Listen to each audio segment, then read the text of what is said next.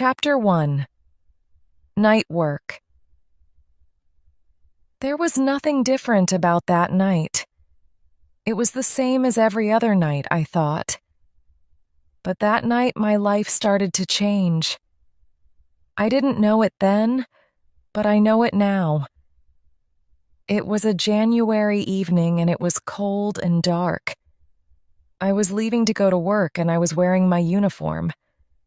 Tom, my boyfriend, was watching a DVD. "Bye, Tom," I said. He didn't answer. "Tom, you know I don't like you working at night," he said. He said this every night. He kissed me, but the kiss felt cold. I walked out of the front door. We lived in a comfortable new house in Greenwich, southeast London. I thought I knew who I was. I thought I knew what I wanted. I had Tom, my man.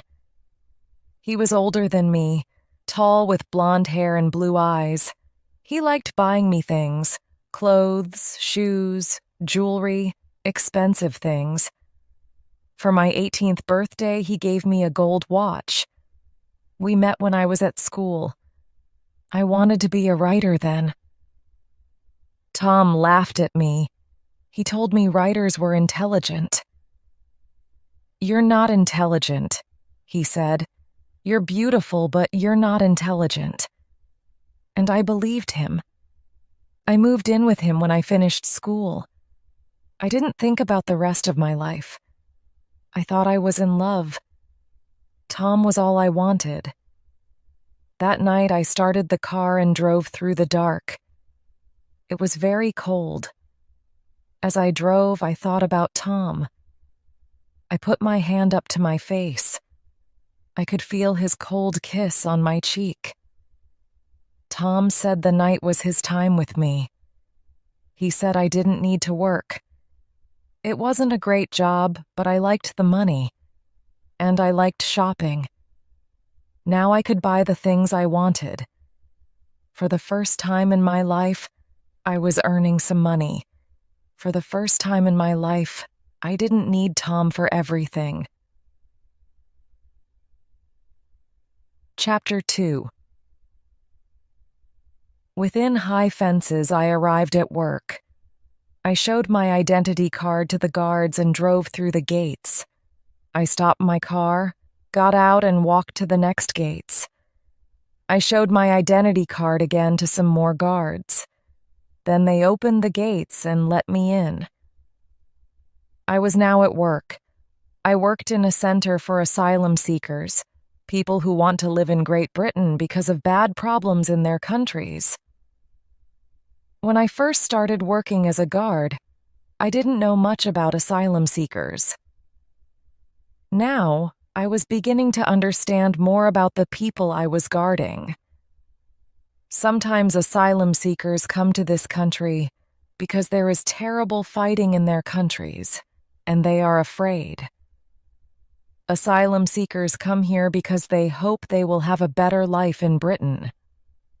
When they arrive, asylum seekers wait to know who can stay and who must go home to their countries.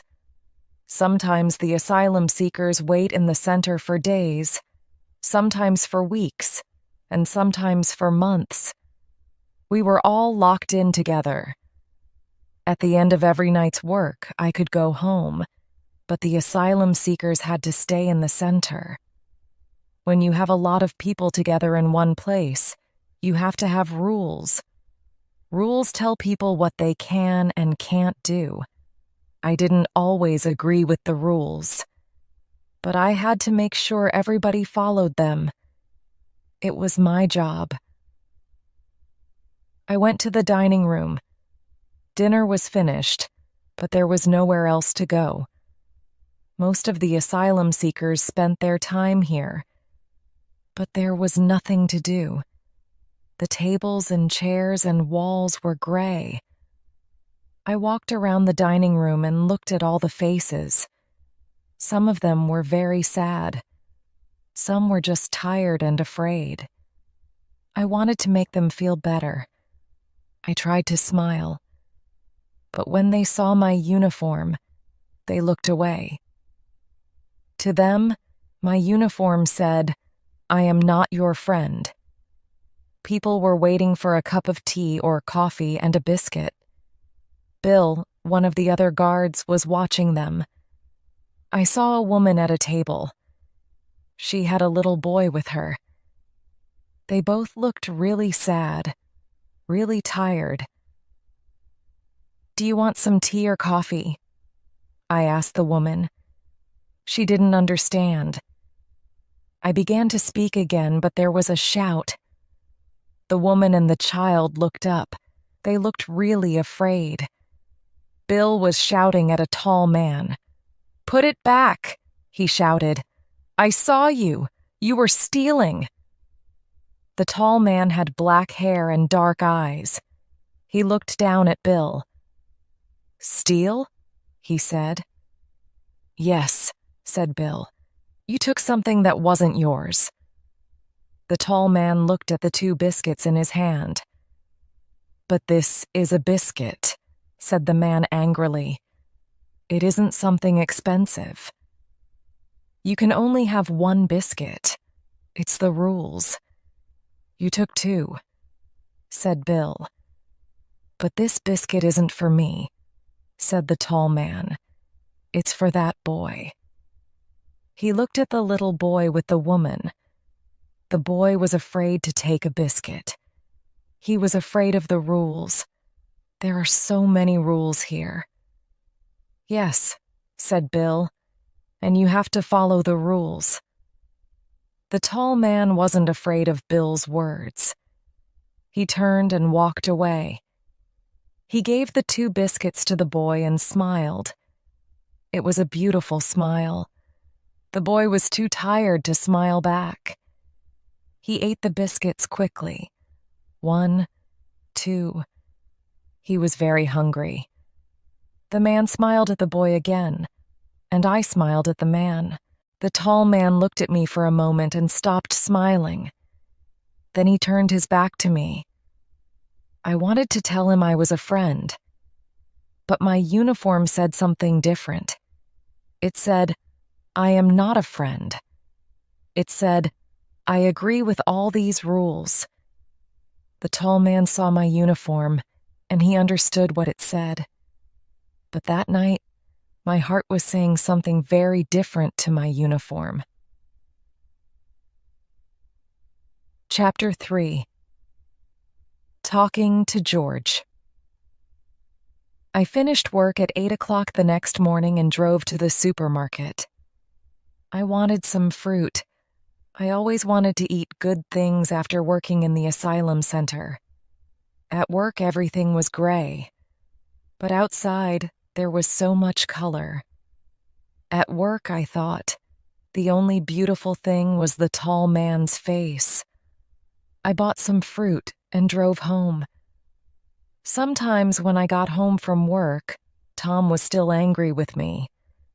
But today he wasn't there. He was at work. I was happy to have the house to myself. I looked at all my things.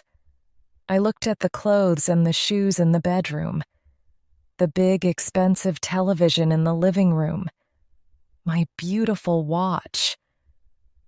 What did all these things say about me, Nancy Richardson? The asylum seekers didn't have many things. Did I need all these things? I didn't know anymore. I put my favorite music on the CD player. I could see the tall man's face looking at me. He wasn't smiling. Perhaps he didn't like me, I thought. This made me sad. I didn't know why. I didn't know anything about him, but I wanted him to like me. I was at work, standing near the biscuits and coffee, when I saw the tall man again. He came past and my heart jumped. He put his hand into the box of biscuits. "Look," he said. 3 biscuits. What are you going to do?" His face was hard. "There are rules here," I said. "We all have to follow them. So, what are you going to do? He said again. Nothing, I said. Not all guards shout at people, you know. He looked at me. That little boy, he said. Hamid. He saw people kill his father and his brother. They tried to kill him too. I couldn't speak. He left the country with his mother, and they traveled for 2 weeks to get here. When I gave the boy the biscuits, I wanted him to feel better. But how could he feel better with just biscuits? Most of the time, I didn't think too much about why people left their countries. But this man was making me think, and I found it hard. Hamid and his mother will get help here, I said. Lawyers will hear their story and help them. I hope so, he said. I couldn't stop looking at his face. It was a face that showed so many feelings all at once. It was angry, sad, and kind, all at the same time. I wanted to know more about this man. And you, I said quietly. Why are you here? He didn't speak for a minute. He just looked at me carefully. Then he said, Why are you here yourself? I looked away. I was afraid of how I was feeling. I'm just doing my job, I said. I looked back at him. My name's Nancy. What's yours? I'm George, he said. And when he smiled that beautiful smile, my heart jumped again. And do you agree with all the rules here? He asked. No, I replied. Not all of them. Then why are you doing this job? I didn't know what to say. I did it because I liked having some money. I wanted to be a writer, I replied, but I left school early. You can do anything if you really want to, said George. Maybe, I said. We talked some more. George was making me think about things. Writing was something I always loved. Perhaps I could write. Tom was the only person who said I couldn't. I was changing, and there was nothing Tom or I could do about it. Chapter 4. The Dinner Party. It was Friday night. I wasn't working. Tom and I were going for dinner at my best friend Harriet's house. Harriet and I were old friends from school. We saw each other every week. Harriet lived with her boyfriend, Steve. They were getting married in April in Scotland. I put on a red dress and my favorite shoes. You look beautiful, said Tom. He tried to kiss me, but I moved away. Come here, he said, and he pulled me hard. Stop it, Tom, I said. Why don't you want to kiss me? He asked. I didn't reply. I felt angry when Tom was like this. We didn't talk again as we walked to Harriet and Steve's house. Hello, come in, said Harriet, opening the door. I went into the kitchen with Harriet. She was cooking. Harriet is a very good cook. After we left school, she studied to be a cook, and I moved in with Tom. In those days, I thought I was the lucky one. I had a man who earned good money, and I didn't have to work. Now I wasn't sure. Now I was learning that work can be important. Harriet knew me better than anyone. She looked at me. What's wrong, Nancy? She asked. You look different. What is it? I looked at her. Don't say I'm stupid, I said. It's about someone at work. At the center? Yes. A guard? She asked. No, I said. One of the asylum seekers? Yes, I really like him.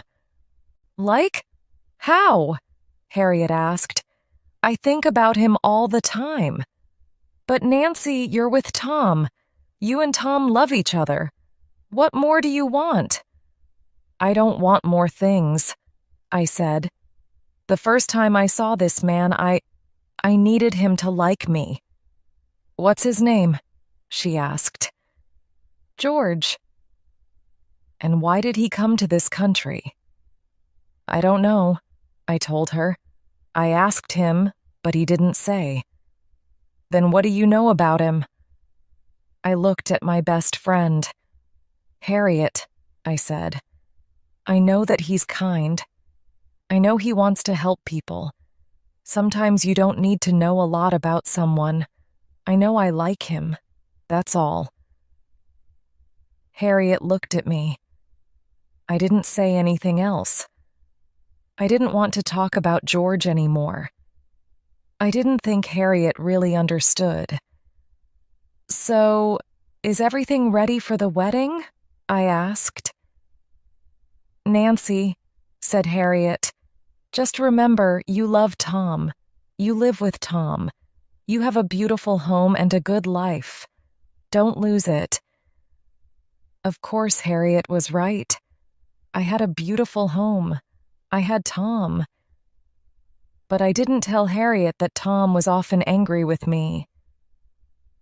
How's the job? Steve asked me over dinner. I started. Why don't they close that center? Said Tom. One day the asylum seekers will all escape. Then we will have problems. Asylum seekers steal things. I thought about George, Bill, and the biscuits. Asylum seekers don't steal things, Tom, I said. Well, they come here and take our jobs, said Tom. Soon Nancy will say everyone can come into our country.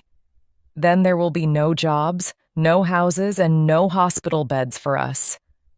Tom, said Harriet, what are you saying? I'm talking about asylum seekers that come here to get a good life, said Tom.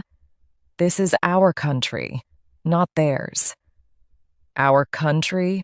Who are we? Asked Steve. Us. Me. People who were born here. So, said Harriet, do you mean that I can't live here because my father was born in Scotland and my mother was born in Italy? She was as angry as me.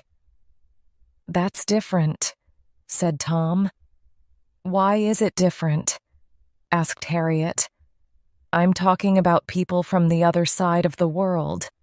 They come here and take our jobs and houses. People come to this country because they are afraid to stay in their countries, I said. It isn't easy for them to leave their homes. I hear some terrible stories at the center. These people need our help. Tom laughed. Stories, that's what they are. Nancy is so sweet she believes anything. More cake, please, Harriet. Tom knew we didn't agree with him, so he started talking about something else. That night, in bed, I couldn't look at Tom. The one night I have you at home and you don't want to talk to me, he said. I don't know you anymore, Nancy. I didn't answer. I waited until he was asleep, and then I turned and looked at him. Tom with his angry ideas about asylum seekers. Do I still love him? I asked myself. I closed my eyes, but I could see George and not Tom. Chapter 5. In Danger. The next time I saw George, he was standing outside the gray building smoking a cigarette. He smiled at me and my heart jumped. Do you want a cigarette? He asked. I don't smoke, I said. And then I added, but I don't mind smoking. I looked at him. How are you? I asked. I'm okay, he replied. George, I said, why did you come here, to this country? I didn't think George wanted to talk about his past, but this time he answered me. In my country, I was in danger, he said. Danger? Why?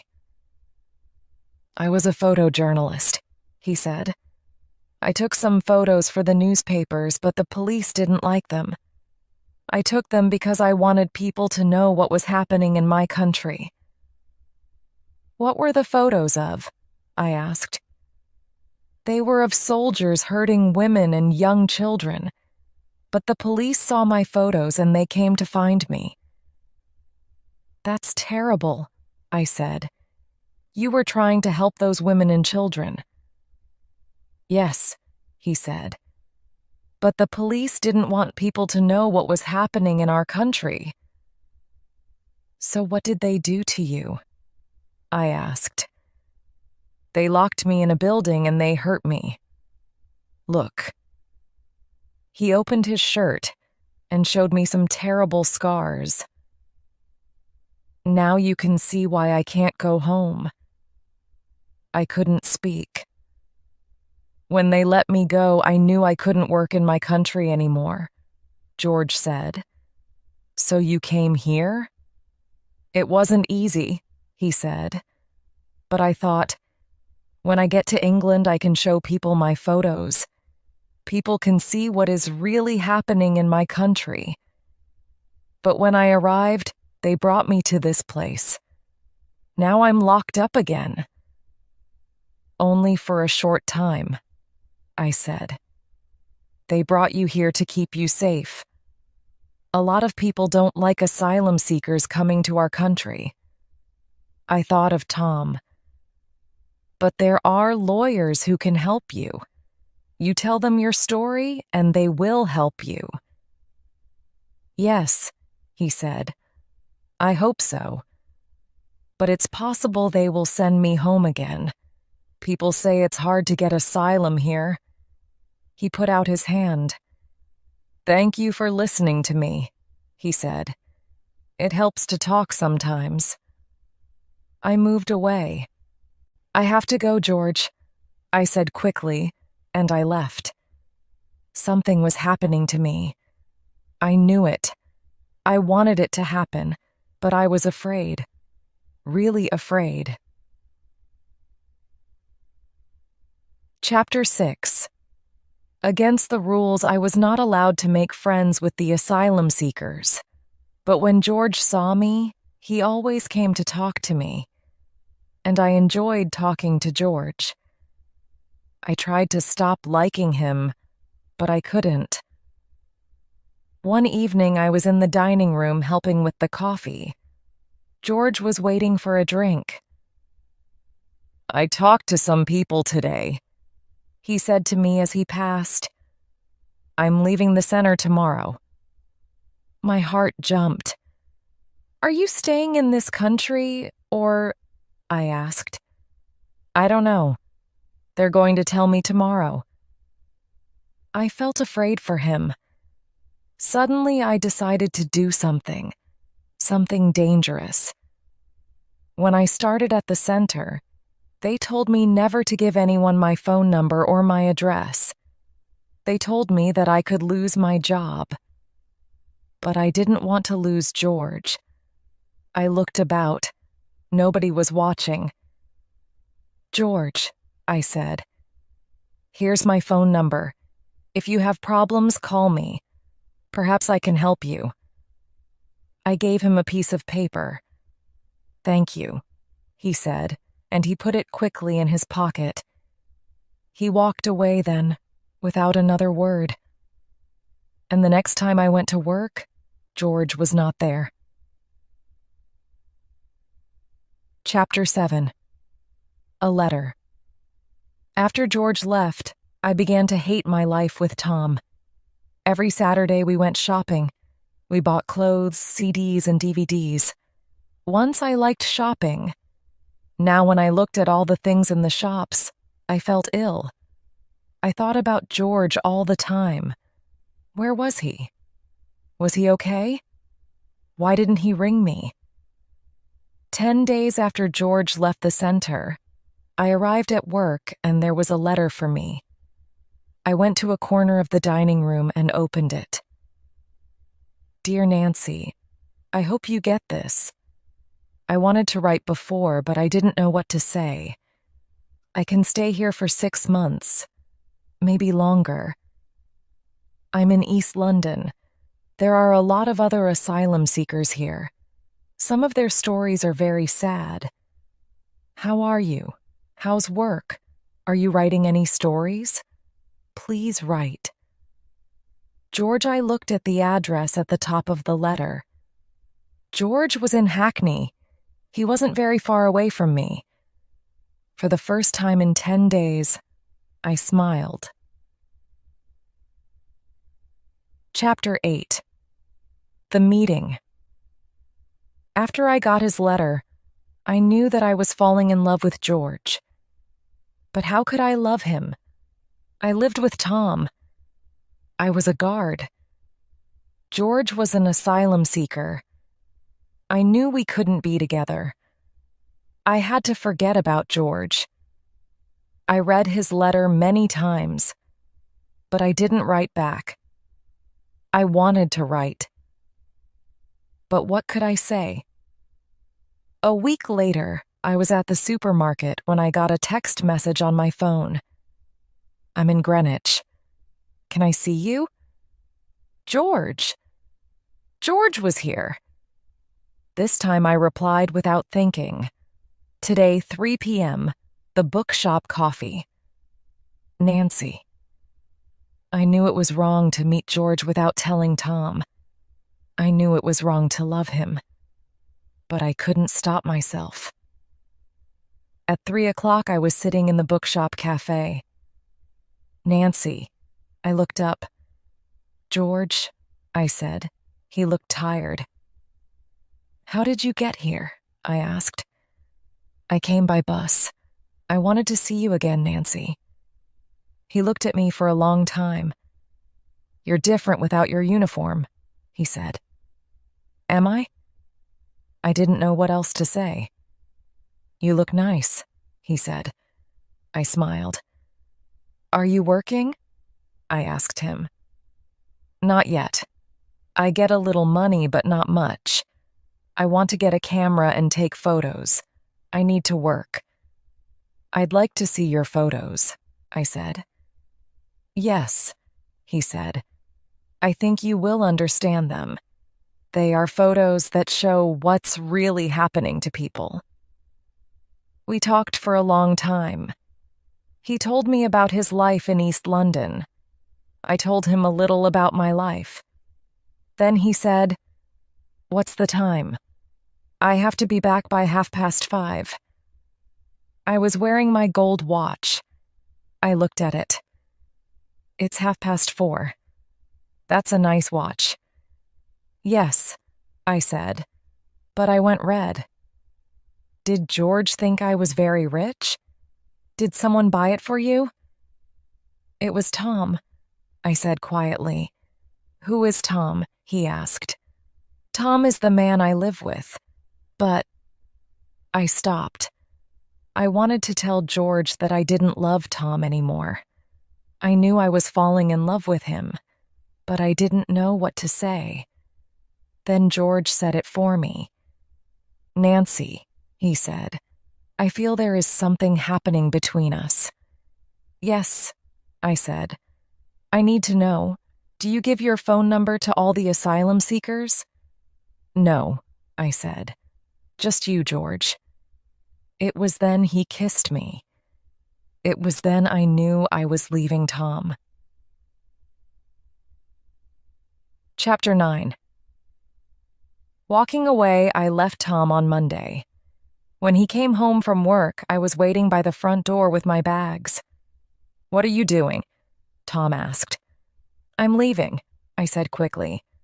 What do you mean, leaving? Leaving you. No, said Tom. No, Nancy, you can't. What will you do without me? This wasn't easy. I didn't love Tom anymore, but I didn't want to hurt him. I'm sorry, Tom, I said. Things are different now. I can't stay with you." For a few seconds, he just looked at me. Then in a very quiet voice, he asked, "Is there another man?" I didn't answer him. I felt afraid. Tom was already angry. I didn't want to tell him about George. "Who is it? Tell me who it is." Tom was shouting at me. "I'm not going to tell you," I said. "Is it someone you met at that center?" he asked. "Is it? Tell me, Nancy." "Yes, it is," I said. "But I'm not leaving because of him. I'm leaving because I'm learning to think, Tom, to think for myself." "Who is he?" "He's called George," I said, "and I'm going to help him get asylum so he can stay in this country." Tom stared at me. "He's an asylum seeker?" "Yes." "And you are going to live with him?" "No, Tom." "I don't know. Perhaps one day." Tom laughed. "You are stupid, Nancy," he said. "I can't believe how stupid you are. This asylum seeker just wants your money and your passport. You hear about people doing this all the time. You'll come back to me, I know you will." "No, Tom, never," I said. "I'm sorry, but I'm never coming back to live with you." Then I took my bags and walked away. Chapter 10. Never better. When I left Tom, I was also leaving a comfortable home, nice things, a car, and Tom's money. Now I had to find somewhere to live. I didn't earn a lot of money in my job. I had to find somewhere cheap. I stayed with Harriet for a few days, and she helped me find somewhere to live. It was in a small flat in a house not far away. I was happy to see it was a little nearer to George in Hackney. A week later, I moved in. Harriet came to see me. "I brought you some cakes," she said. She looked around. "Are you sure you're going to be okay here? It's so small." "Yes," I said. "It is small, but I don't want a big house anymore. I want to change. I'm going to do something with my life." "Don't change too much, Nancy. I like you as you are." "Oh, Harriet," I said. I put my arms around her. Harriet's wedding was in a few weeks, and I knew she wanted me to be there. But I couldn't go. Not now. It was too difficult. "Harriet," I said, "I'm really sorry, but I can't come to your wedding now. People won't talk to me. They won't understand why I left Tom." "It's my wedding, Nancy," said Harriet. "You have to come." "Will Tom be there?" I asked. "I don't know," said Harriet. "He's still very angry. He says you're stupid. He says you're with someone who just wants your money and a passport." I laughed. "But I haven't got much money," I said. There was a sound at the door. "This is George now," I said. "Please stay, Harriet. I want you to meet him." I opened the door and George came in. He looked at me, then at Harriet, then at the cakes on the table. "Are you Harriet?" he asked. "Yes," she said. "How did you know?" "Those cakes. Nancy told me about her friend the cook." Harriet laughed, and I knew she liked George. "Please try and come to the wedding," said Harriet again as she left. "Okay, I'll try," I said. "You can bring George." I smiled. "Thank you, Harriet." "Bye, Nancy." After Harriet left, I went over to George and put my arms around him. "I'm happy that you met Harriet," I said. She liked you. Nancy, he replied, I'm afraid. Before you met me, you had all these friends. You had money. You had a big house and a garden. Wasn't that a better life for you?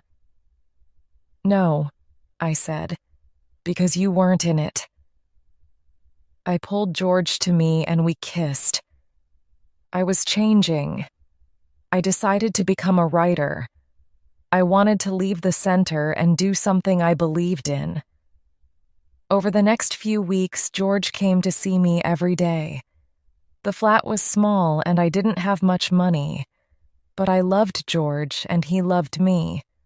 We were happy and life was never better. Or that's what I thought. Chapter 11. Afraid it was a Friday evening in April. George and I were standing on the platform at the station. We were waiting for my train to Scotland. I was going to Harriet and Steve's wedding. Harriet told me that Tom was not going. She told me again that she wanted me there. So, I decided to go. When my train arrived, I kissed George goodbye. I love you, Nancy, he said. I love you, George, I told him. I wanted him to come with me, but he didn't want to. Your friends won't understand why you're with me and not with Tom, he said. No, I said. You're probably right. It's too soon. But one day they'll understand. I put my arms around him and kissed him again. I'll see you on Sunday. Use my flat while I'm away. You can stay there. My flat was small, but he said it was better than his room. I'll be here when your train arrives, he replied. The wedding was beautiful, but I thought about George all the time. As I traveled back to London on the train, I couldn't wait to see George. We were so in love. I knew now that I never really loved Tom. I only thought I loved him. I didn't really know what love was before. And I also knew that George loved me. I couldn't wait to see him, to feel his arms around me. The train arrived at last. I looked for George. There were a lot of people on the platform. I couldn't see him. I got out of the train and looked around. I waited until the platform was empty, but I still couldn't see him. I felt strange and cold. Was something wrong? No, I told myself. He had to get a bus here. Buses were often late, but he knew that. Why didn't he leave earlier? Perhaps he was waiting outside. But I didn't see him. I felt afraid. But what was there to be afraid of? I waited. I waited for a long time. Then I decided to get a taxi home. Perhaps George was ill.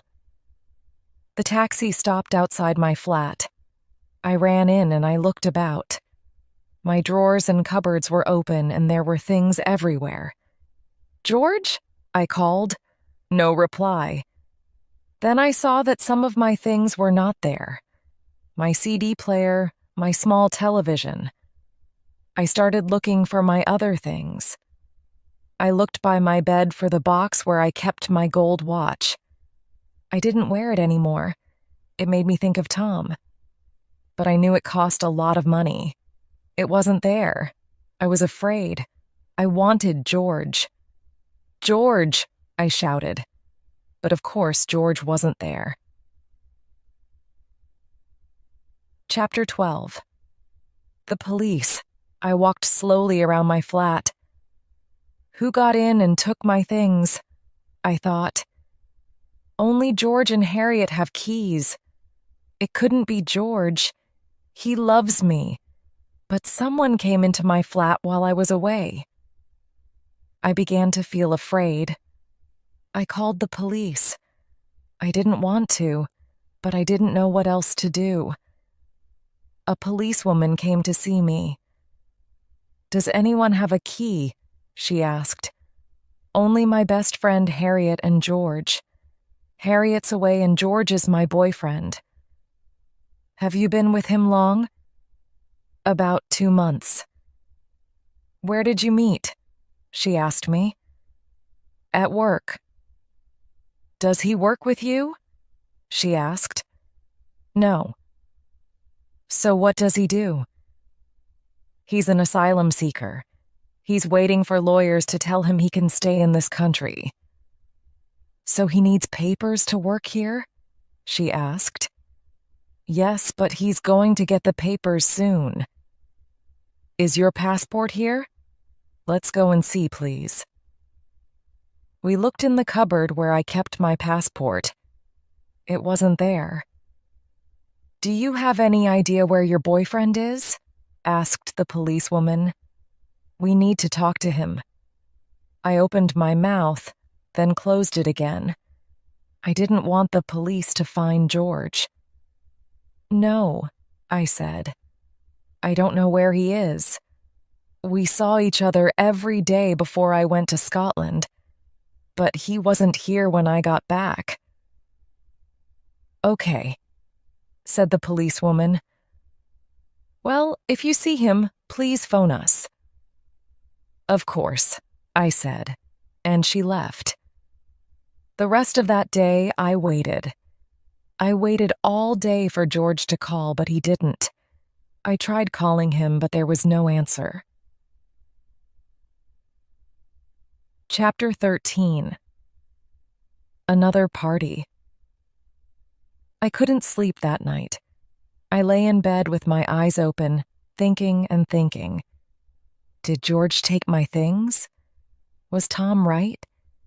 Did George just want my money and my passport?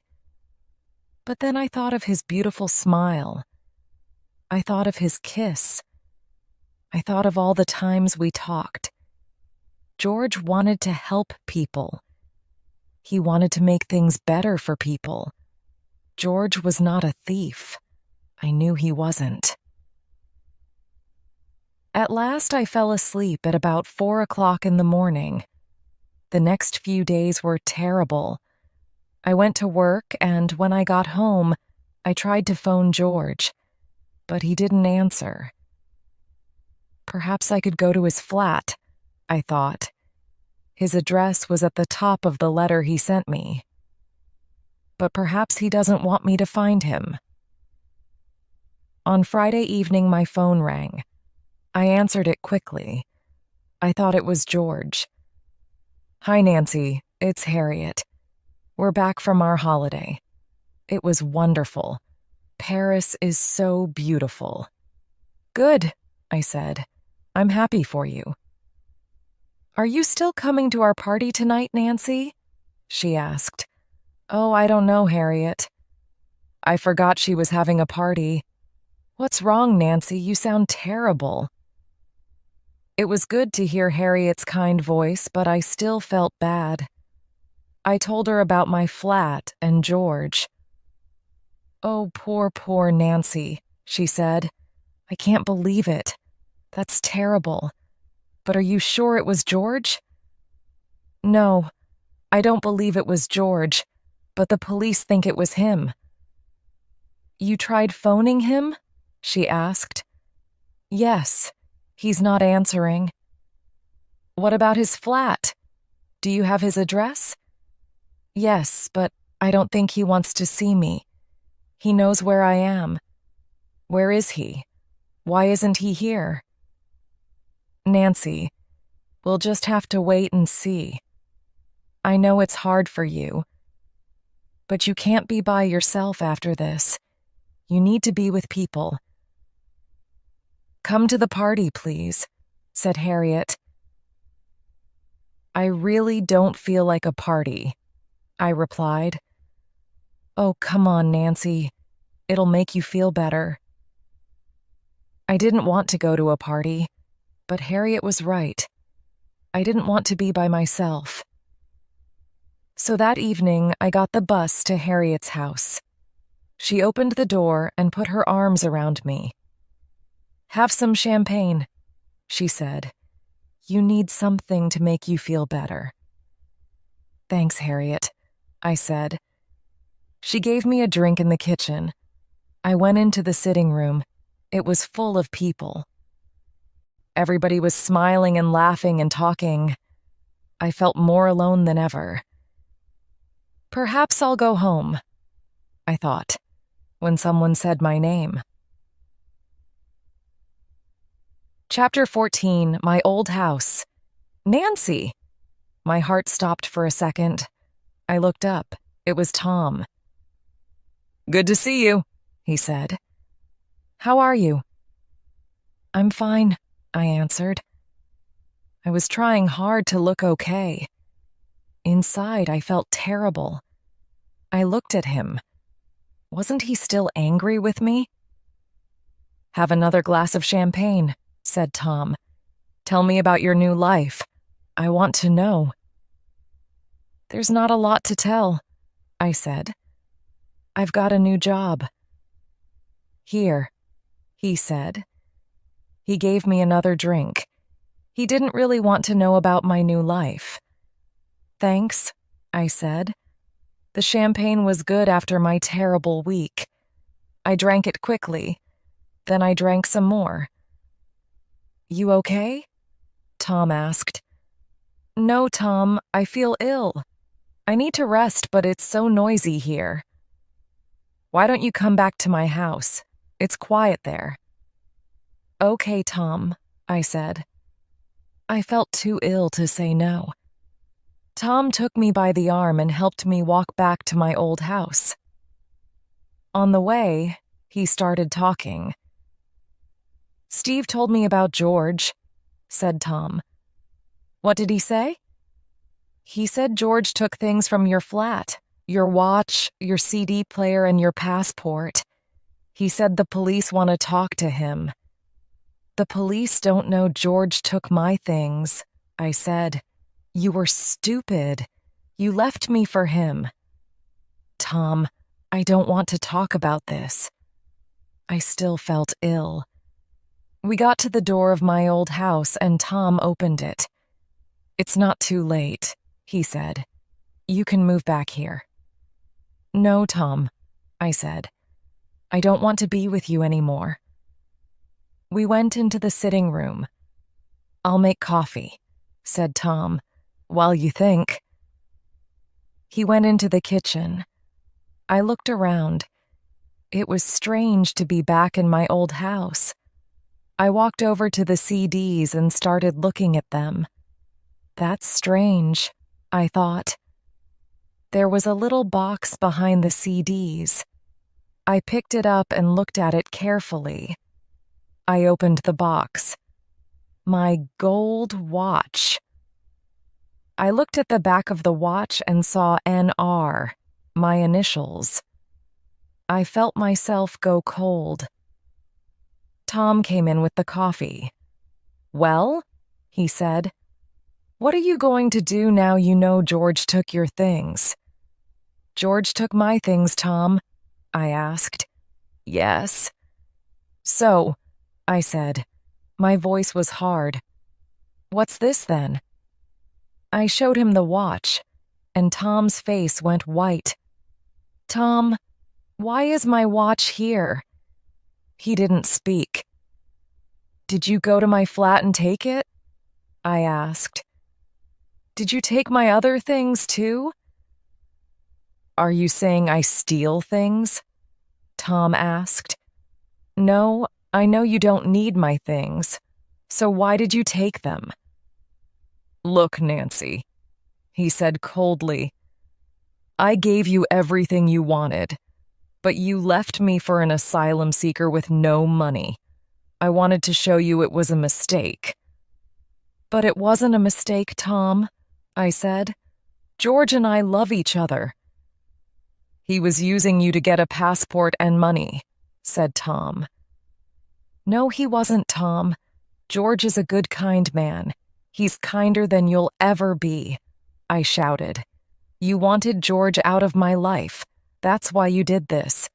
and now the police want him. I was so angry. Tom tried once more. "I'm not letting you go again," he said. He was walking towards me. I turned and opened the front door. "Goodbye, Tom," I said. I threw my watch at him and I ran out of the house. I ran back to Harriet's house. "Nancy," she said, opening the door. "What's wrong?" "Harriet," I said, "can I use your phone? I need the police." Chapter 15, Our Story. The police found my passport, CD player, and television in Tom's garage. That night I stayed at Harriet's house. In the morning I tried to phone George again. There was still no answer. "Perhaps he isn't in the country anymore," I said to Harriet. "What's his address?" she asked.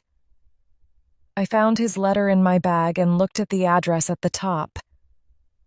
"Here," I said, and I showed Harriet the letter. "Okay," said Harriet. "Come on, we'll go there now. I'll drive." I put my arms around Harriet. She really was a good friend. We got into Harriet's car. She drove fast. "I can't believe Tom did this," said Harriet. "Where did he get a key from? Do you think he took it from our house when we were away?" "I don't know," I said. "It isn't important. The police are talking to him now. He'll have to tell them everything." "Tom was so angry because you left him for an asylum seeker," said Harriet. "But I didn't think he could be so bad. I really didn't think he could do something like this." "I know," I said. "But when we were together, he was always angry with me. He thought he could stop me doing what I wanted. He stopped me writing. He didn't like me working. He always wanted to stop me doing things. Now he's trying to stop me seeing George." I felt terrible when I said George's name. I really wanted to see him again. "I'm afraid," I said to Harriet as we stopped outside George's address. It was a big old house. "What are you afraid of?" she asked. "I'm afraid he isn't here. But I'm also afraid that he is here and he doesn't want to see me. Why hasn't he phoned me? Perhaps he doesn't want me anymore." I looked at Harriet. "Go in and ask," she said. "You need to know." "Can you come with me?" I asked. "No," she replied. "You need to go by yourself." I got out of the car and went in through the door of the building. There were some children playing inside by the stairs. "Excuse me," I said. I saw in their eyes that they were afraid. "Do you know a man called George?" I asked them. They looked at each other, then smiled. "George, George," they sang. They started to laugh and ran up the stairs. A few minutes later, they came back again and ran out of the building into the street. I looked at the empty stairs. Did they understand what I said? There was no one there. I started to go out of the door. "Nancy." I turned around. George was standing at the top of the stairs. "George," I said. He didn't move. "George, please speak to me. I need you." "Nancy," he said quietly. "I want you to know I didn't take your things from your flat." "George, I know you didn't," I said. "I went to your flat while you were away and I saw everything. Your television wasn't there. There was a broken glass. I thought, people will think I did this. I was afraid, Nancy." "Is that why you went away from me?" I asked. "Yes. When I saw your flat, I thought, Nancy had a big home and lots of money before she met me. Now she lives in a small flat and people don't like her being with me. People don't understand. Perhaps we can't be together, Nancy. George, yes, I had a big house before I met you, but I wasn't happy. George began to walk down the stairs. But can I make you happy? He asked. George, I said, the last few days were the worst in my life. I thought about you all the time. I didn't know where you were or why you left me. I thought about you too, he said. He was next to me now.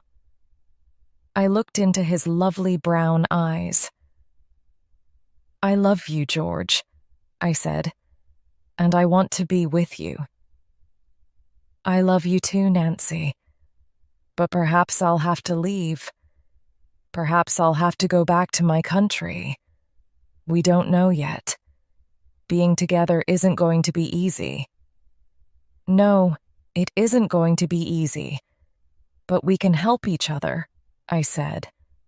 Together, we can do anything. He smiled. Then he kissed me. I knew then it was going to be all right. I knew George and I were going to be together. George showed me that I could change. He showed me I could do anything I wanted. That's why I decided to write our story.